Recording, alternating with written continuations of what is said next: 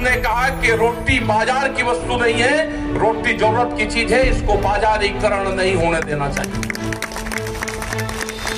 अगर गुरुद्वारे रोटियों को बेचने का काम करते तो इनसे तो बड़ा दुनिया में कोई व्यापारी हो ही नहीं सकता। मतलब गुरुद्वारे रोटियों को खिलाने का काम करते हैं, ये बड़ी कंपनियां रोटियों को बेचने का काम करती है। यही अंतर इस आंदोलन में है। सरकारें रोटियों पे व्यापार करना चाहती है, रोटियों को तिजोरी में बंद करना चाहती है। शीशे की तिजोरी में एक रोटी दिखेगी तो भूख कितनी लगी, भूख के आधार पर रोटियों की कीमतें तय होंगी। इस तरह की बड़ी बड़ी कंपनियां देश में आ रही है। इनसे अगर बचना है तो आंदोलन की शुरुआत हुई है, 1 साल का आंदोलन है, बड़ी बीमारी खत्म हुई है। जो देश के मुद्दे थे उन मुद्दों की आंदोलन की शुरुआत आजाद मैदान से हुई है।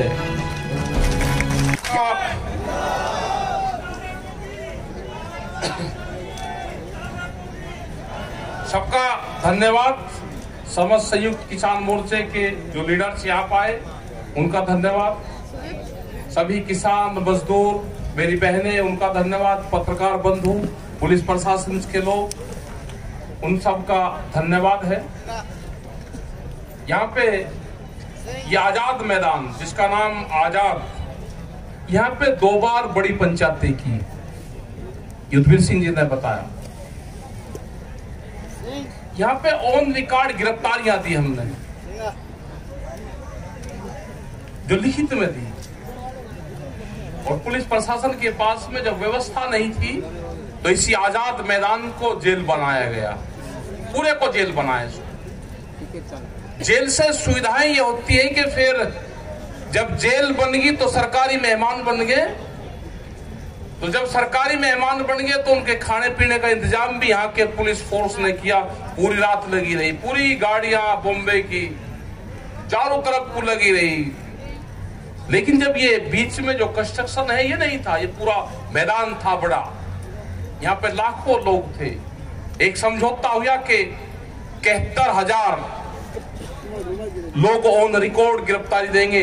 प्रशासन न मानना कि 71,000 लोग हैं, थे लाखों, चलो जितने में भी बनना। तो ये तो वो आजाद मैदान, ये ऐतिहासिक जगह किसान आंदोलनों की रही है। आज भी इस मैदान में आए जो मजदूर आए, जो आदिवासी लोग आए, जो पालघर और आदिवासी लोग, हम करीब 8-10 दिन पहले वहां पे गए थे। जिस हिसाब से उनके जंगलों को नष्ट करा जा रहा है, उनकी जमीनें ली जा रही है, और एक का गांव में, एक का खेत में 2-2 तरह के मुआवजे वहां पे दिए गए। वे अनपढ़ लोग थे वहां पे, जिनकी जमीन ने छीनने का काम करा जा रहा है, जो जंगलों को काटने का काम किया जा रहा है। एक नारा हम हमेशा देते थे, जो जल, जंगल और जमीन पे उनका अधिकार है जो उसमें रहते हैं।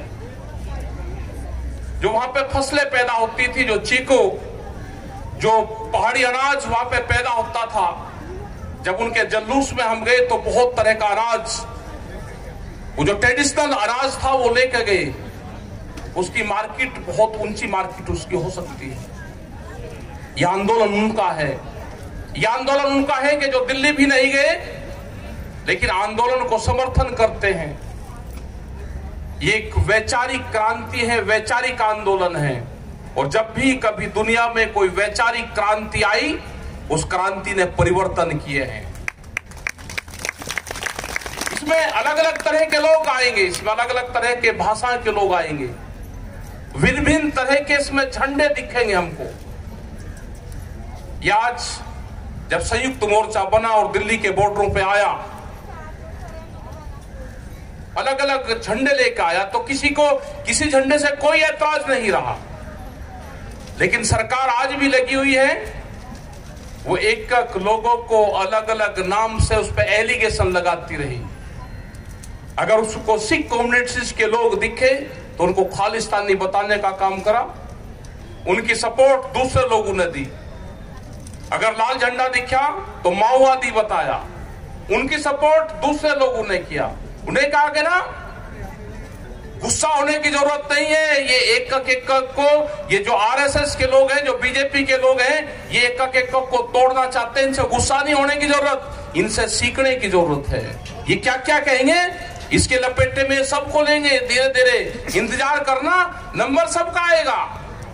पहले पंजाब को खालिस्तानी बताया, फिर लाल झंडे को माओवादी बताया, फिर हरियाणा के लोगों को उग्रवादी बताया, फिर अगर पश्चिम के लोग आए उनको जाटिस्तानी बताया, अलग अलग तरह के नाम लिए, तो फिर हम समझ गए कि ये सबको एक को तोड़ने की कोशिश कर रहे हैं। हम एकजुट रहेंगे, गुस्सा नहीं करेंगे हम। और एक साल हमारा बहुत अच्छे तरीके से बीता। एक साल का जो कठिन सफर था, हमने कुर्बानियां दी, उन परिवारों को ने कुर्बानियां दी जो 750 किसान इस आंदोलन में शहीद हुए, जो मजदूर शहीद हुए, जो देश के नौजवान थे, जो भविष्य थे उन परिवारों का, वो शहीद हुए। इस आंदोलन की जीत का अगर श्रेय जागा तो उन शहीद परिवारों को जाएगा। इस आंदोलन में अगर कुछ घटना घटित होगी तो उसकी जिम्मेदारी संयुक्त मोर्चे की होगी। सरकार अभी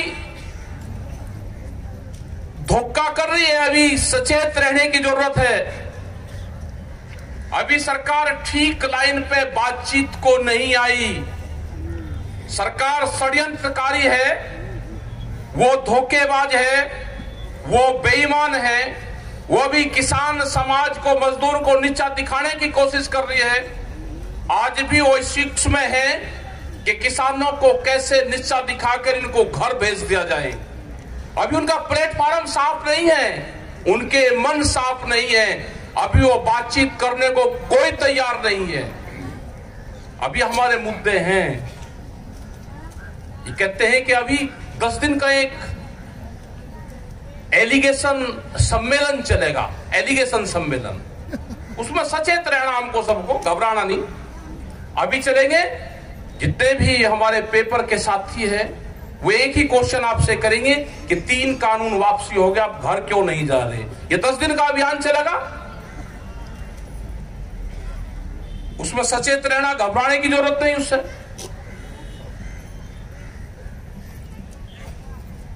ये 3 काले कानून कोरोना के टाइम पाए। कोरोना एक देश में बीमारी थी, कोरोना देश की जनता के लिए बीमारी थी, 3 कानून भी देश की जनता के लिए बीमारी थी। दोनों का उद्गम स्थान एक ही टाइम पे हुआ। क्या कोरोना खत्म हो गया? क्या देश से पूरी बीमारियां खत्म होगी? क्या अस्पतालों के ताले लग गए? देश में कोई बीमारी नहीं है?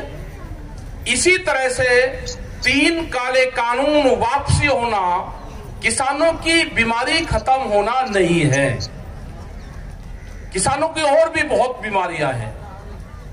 सबसे बड़ा इशू एमएसपी, और एमएसपी के सबसे बड़े वकील रहे हैं देश के प्रधानमंत्री नरेंद्र मोदी। ये 2011 में जब मुख्यमंत्री गुजरात के थे, एक फाइनेंशियल एक कमेटी बनी थी, कई मुख्यमंत्री उसमें थे और भी एक्सपर्ट लोग थे। उस टाइम की सरकार ने इनको जिम्मेदारी दी थी कि एमएसपी पे क्या करना चाहिए, वो ड्राफ्ट तैयार करो। इन्होंने पीएचडी उस पे की, अपना ड्राफ्ट तैयार किया और उस टाइम की भारत सरकार को ड्राफ्ट सौंपा। उसमें था कि एमएसपी को गारंटी कानून बनाया जाए। जिन विद्यार्थियों ने एमएसपी पे पीएचडी की हो, वो उस पे वकालत करी हो, अपना वकालतनामा लगाया हो, उनका प्रमोशन यहां आज वे जज बन गए, देश के प्रधानमंत्री बन गए, उनकी कोर्ट में फैसला चला गया। अब दूसरी कमेटी की जरूरत कहां है? उन्होंने तो उस पर पीएचडी की है। देश की जनता को धोखे में रखा जा रहा। कहते हैं जी एमएसपी से बड़ा नुकसान होगा। आप कहो ना, एक्सपर्ट क्यों आ रहे हो कि धोखा होगा? आप कहो कि एमएसपी किसानों के लिए नुकसान का सौदा है। अगर हम एमएसपी देंगे, उस पर गारंटी देंगे, तो उससे किसानों को नुकसान होगा। आप कहो, हम कह रहे हैं कि हमको फायदा होगा, आप दो एमएसपी। लेकिन एमएसपी इसलिए नहीं देना चाहते कि बड़े व्यापारी जो उद्योगपति इनके हैं, उनके गोदाम बनवा दिए, सस्ता अनाज खरीद के उन गोदामों में भरा जाएगा, देश के किसानों की अनाज की लूट होगी, इसलिए एमएसपी देना नहीं चाहते। आपने बड़ी बड़ी कंपनियां यहां पर देखी होगी, कुछ लोग होंगे कि जिन्होंने केएफसी, मैकडोनाल्ड्स, ये बड़ी कंपनियां जो फूड चेन है, जो भोजन का व्यापार करती है, बॉम्बे में होंगे हमारे पत्रकार साथी होंगे, या और भी बहुत लोग होंगे जो पढ़े लिखे हमारे बच्चे हैं, वे जरूर इसमें होंगे। उनसे आप एक चीज पूछना कि जी बचा हुआ भोजन हमको किसी गरीब बस्ती में देना है, आपको भोजन हमको दे दो जो शाम को आपका भोजन बचता है।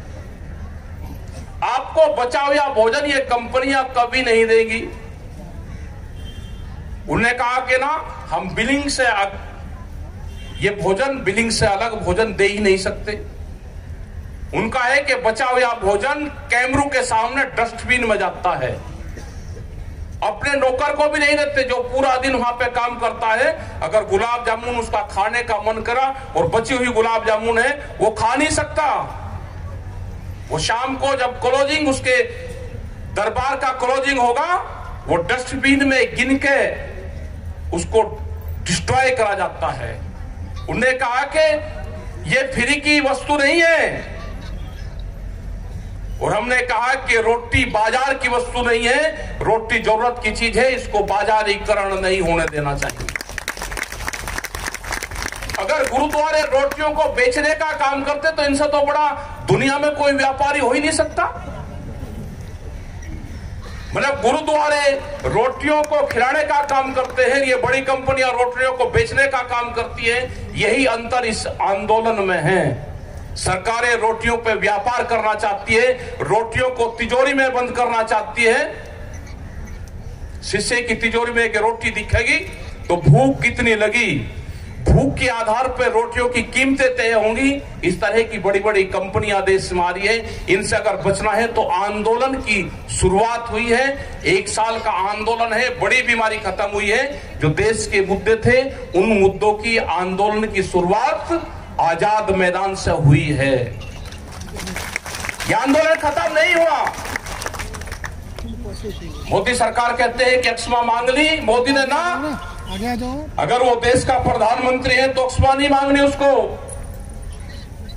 देश का प्रधानमंत्री किसानों से नहीं क्षमा मांग रहा, देश का प्रधानमंत्री क्षमा याचना कर रहा, जिसके गोदाम पहले बनवाए और देश में कानून पार्लियामेंट में बाद में आया। इसका मतलब पार्लियामेंट में भी लीकेज हुआ है।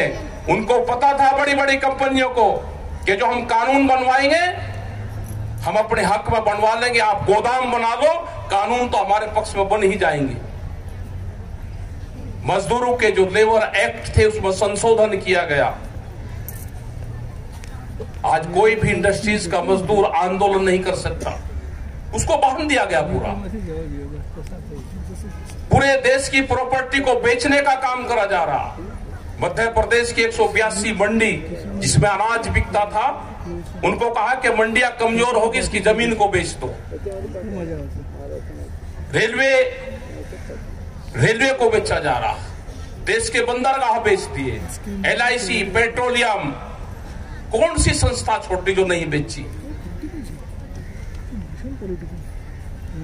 यह आंदोलन लंबा चलेगा, इस आंदोलन में कुर्बानियां होगी। यह आंदोलन में 750 कुर्बानियां हुई है। यह संघर्ष अभी जारी रहेगा। ये कहते हैं जी महाराष्ट्र में क्यों है, ये कहते हैं जी उत्तर प्रदेश में क्यों जा रहे। कोई देश ये कोरिया नहीं है कि परमिट लेकर जाना पड़ेगा, नहीं, यहां पे किंग जोंग का राज है। ये लोकतंत्र देश है, इसमें आजादी जब देश की हुई तो बहुत से लोगों की कुर्बानी आ गई। पूरे संयुक्त मोर्चे के लोग पूरे देश भर में जाएंगे, जहां पे भी जनता बुलाएगी संयुक्त मोर्चे के लोग वहां पे जाएंगे, पूरे देश भर में आंदोलन करेंगे। आप पे रुकना होगा। अगर हमारी मीटिंग को रोकने की कोशिश करोगे तो हम भी आपकी मीटिंग को रोकने की कोशिश करेंगे। आप या तो हमारी बात मान लो। समझौता होता है एक टेबल पे बैठ के, भारत सरकार टेबल पे बैठ के समझौते करें। अभी भीख में दिए हुए समझौते से ये संयुक्त मोर्चा मानने वाला नहीं है कि आपको हमने दे दिया और आप चले जाओ। नहीं, हम टेबल पे बैठ के आपसे बातचीत करेंगे। अब ये जाने वाले हैं सीड बिल, बीज का कानून। बड़ी बड़ी कंपनियों का उसका बीज पे अधिकार होगा। ये लाना चाहते हैं डेयरी फार्मिंग पे कानून। बाहर की कंपनियां यहाँ पे दूध का व्यापार करेगी। ये जानना चाहते हैं कि 10 साल पुराना ट्रैक्टर, डीजल पंप कोई देश में ना चले। ये कानून ये लेकर आ गए। क्या कोई बच सकता है कि 10 साल में ट्रैक्टर, पंपिंग सेट ये कोई लोग बदल दे? क्या जो बीजेपी के लोग हैं जिन्होंने इनको वोट दिया, उनके नेता ये लिख के एफिडेविट देने को तैयार हैं कि हम 10 साल में अपना पंपिंग सेट सब कुछ बदल देंगे? कोई बदलने को तैयार नहीं है। उन्होंने कहा कि हटना नहीं, हमारी मजबूरी है कि हम बोल नहीं सकते, लेकिन आप हटना नहीं, ये देश को बर्बाद करेगा, इसको हटा दो। आपस में तोड़फोड़ है इनमें। बहुत से लोग इस मकर जाल से इनसे निकलना चाहते हैं बाहर, लेकिन उनको बांध लिया सबको। लोग आंदोलन करते हैं तो उस पर पर्चे दर्ज। हमने कहा कि आंदोलन के दौरान के मुकदमे वापसी लेने होंगे। जो किसान शहीद हुआ उनको कंपनसेशन देना होगा। जो और समझौते भारत सरकार जो कानून लेकर आना चाहती है उस पर बातचीत करनी होगी। किसान ऐसे नहीं जाएगा कि आप बात भी नहीं करो और किसान वैसे ही चला जाए। हम पूरे देश भर में जाएंगे। संयुक्त मोर्चा एक मजबूत विश्वास की कड़ी इस देश की लिए बना है। इन मजदूरों के लिए बना, आदिवासियों के लिए बना, जो छात्र उनके लिए बना, जो बेरोजगार लोग हैं, जो 14 करोड़ लोग बेरोजगार हुए हैं उनके लिए बना। इस पे देश की जनता को विश्वास है और पूरा संयुक्त मोर्चा देश को विश्वास दिलाता है कि जहां जहां पे भी आंदोलन होंगे और कोई भी संगठन इनको बुलाएगा तो हम उस पर जाएंगे। महाराष्ट्र में भी यहां पे आंदोलन चल रहे हैं। जो यहाँ के ड्राइवर और वे लोग हैं उनकी 3 बार की दौड़ भारत सरकार इससे महाराष्ट्र सरकार से हुई। इनका भी समझौता करे महाराष्ट्र सरकार। ये प्राइवेटाइजेशन की तरफ जा रहा है देश, उससे महाराष्ट्र सरकार को बचना चाहिए। जो संशोधन किए हैं भूमि अधिग्रहण में, उनको वापसी लेने का काम महाराष्ट्र सरकार भी करें। एक पहल करें। महाराष्ट्र सरकार उन शहीदों के लिए भी दे जैसे तेलंगाना दिया, जैसे छत्तीसगढ़ के सरकारों ने दिया, ऐसे ही महाराष्ट्र सरकार भी जो शहीद किसान हुए हैं उनके लिए अपने यहां से कुछ न कुछ उन परिवारों को दे, क्योंकि वे पूरे देश के लिए शहीद हुए हैं। वे कोई एक स्टेट के लिए नहीं थे। वे भारत सरकार के खिलाफ आंदोलन में शहीद हुए, तो पूरे देश की सरकारों की जिम्मेदारी बनती है कि उनके परिवारों को पालन पोषण भरण करने के लिए कुछ न कुछ आर्थिक मदद उनको दे। ये संयुक्त मोर्चा जो हमारे लखीमपुर खीरी में शहीद लोग हुए, उनके 80 कलश यहां पे हैं। आज इनको समुद्र में जाएंगे, विसर्जन करेंगे। सभी लोग जो भी प्रोग्राम यहाँ के होंगे, जो भी यहाँ की कमेटी है उसने जिस तरह से भी तय किया है, उनके साथ में हम जाएंगे। और भी बहुत से इशू हैं। आप इकट्ठे रहो, इसी तरह से मीटिंगें करते रहो, तो यह आंदोलन पूरे देश भर में चलता रहेगा। ये नहीं कि सब लोग दिल्ली जाएंगे तो आंदोलन होगा। आप अपने शहर में रहोगे तो भी आंदोलन जारी रहेगा। ये वैचारिक क्रांति है। ये वैचारिक क्रांति है, ये देश में जारी रहेगी।